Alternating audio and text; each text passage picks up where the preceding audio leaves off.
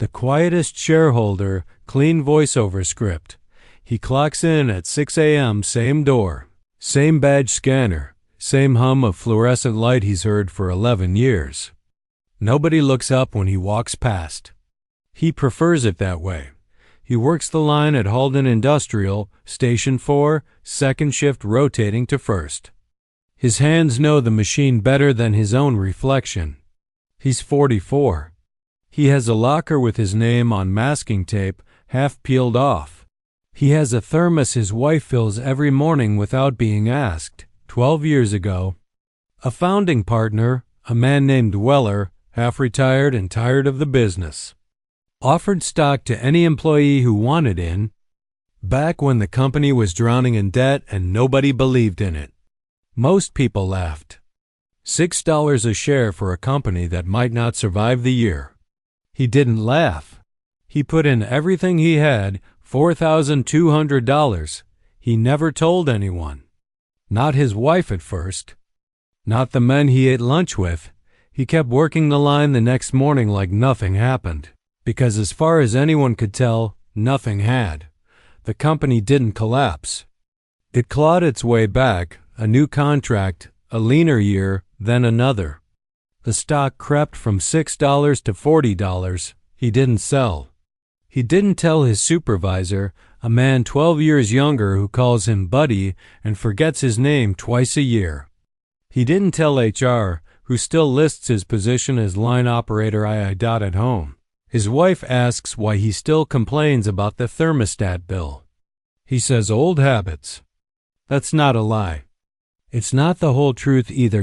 By year 6, his shares are worth more than the house they live in. He still parks in the same spot in the employee lot, third row, far corner, away from the manager's reserved spaces he's never once used. Once a year, a document arrives in the mail. Small print. Shareholder voting rights. His name is on it, buried in a list of institutional holders and family trusts, 3 lines above a hedge fund nobody at the plant has ever heard of. He reads it standing at the kitchen counter, then folds it into a drawer with the others. He is, on paper, one of the 7 largest individual shareholders in the company that pays him $19.40 an hour. Nobody at Halden knows this. Not the CEO, not the board, most of whom have never needed to know a name attached to a routing number. His vote counts. His voice, if he ever used it, would carry weight in a room he's never been invited into. A new plant manager arrives, 31, MBA, impatient with anyone who's been there longer than he has. He calls the older workers legacy costs in a meeting he doesn't realize was overheard. He tells his own manager that the 4th station could be automated within 18 months. He hears about it secondhand, from the kid who holds the clipboard during safety checks. He says nothing. He goes home. He checks his portfolio the way he's checked it for a decade, not out of fear, but out of habit. The habit never left. That night, his wife asks if he's all right. He says he's fine. He isn't lying exactly.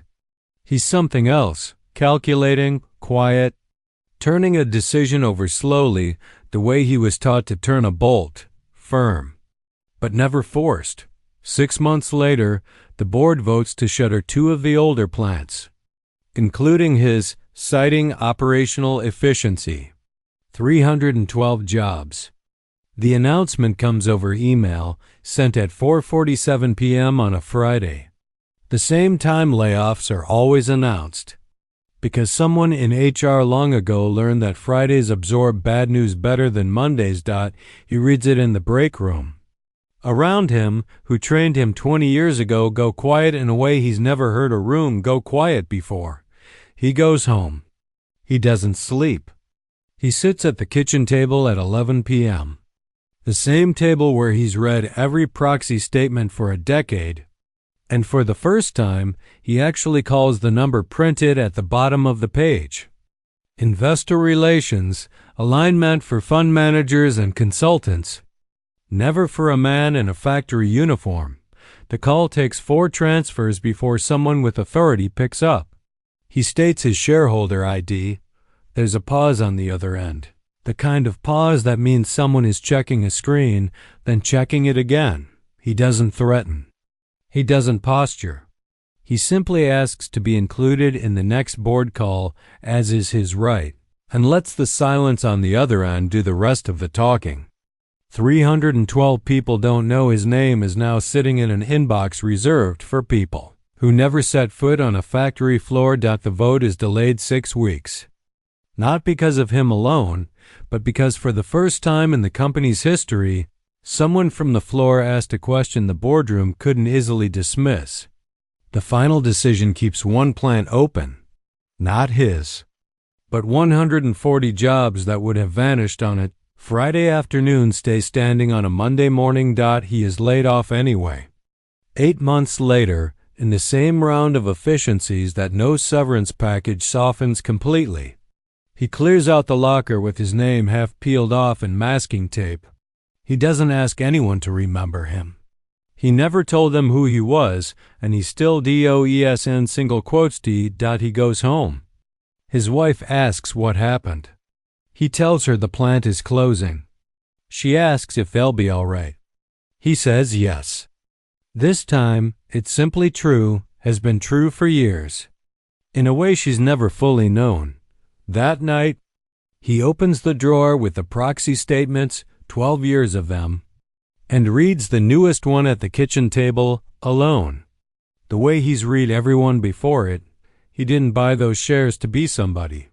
He bought them so that one Friday at 4:47 p.m., an email could never be the only thing deciding what happens to him. That day came. Nobody clapped. He just closed the drawer and made coffee for the morning.